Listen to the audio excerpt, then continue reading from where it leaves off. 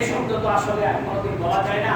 সাময়িক কিছুদিনের জন্য এখান থেকে অন্য জায়গার মধ্যে যাইতেছেন, আল্লাহ ওনাকে আপনি কবুল আর মঞ্জুর করে দেন। তিনি যে মাকসাদে যে উদ্দেশ্যে যাইতেছেন, আল্লাহ ওনার মাকসাদকে আপনি কবুল করে দেন।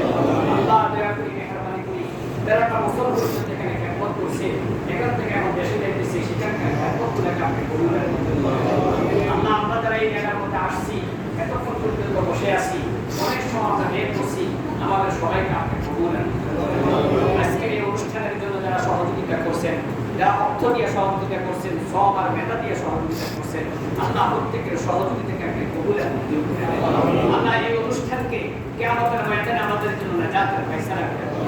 আল্লাহ এই অনুষ্ঠানের উসিলায় সারা বাংলাদেশের মধ্যে যত আলেম আল্লাহ মসজিদ থেকে বিদায় নেবে, আল্লাহ প্রত্যেকের সম্মানের সাথে বিদায় নেওয়ার জন্য তৌফিক দান করেন।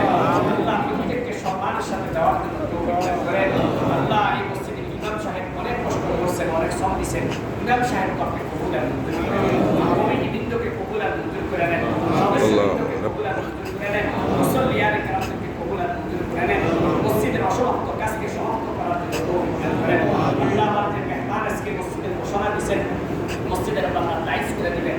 আল্লাহ ওনার এই দানকে আপনি কবুল আর মঞ্জুর করে নেন। আল্লাহুম্মা আমিন। আপনাকে অতি দ্রুত অল্প সময়ের মধ্যে কাজটা করে দেওয়ার জন্য তৌফিক দান করেন। আল্লাহুম্মা আমিন। আপনার দ্বারা কি করিয়া আমাদের এখানে অনেক ওলামায়ে কেরাম আছেন, মুরব্বিয়ানে কেরাম আছেন, হাজী সাহেব আছেন, আল্লাহ যুবক ভাইয়েরা আছেন, ছোট ভাইয়েরা আছেন, বাবাকেরা আছেন, আল্লাহ বাবাকেরা আছেন, প্রত্যেকের দোয়া আপনি কবুল করেন। আল্লাহ আমাদের যার হাতকে আপনার পছন্দ হয় তার উসিলায় আমাদের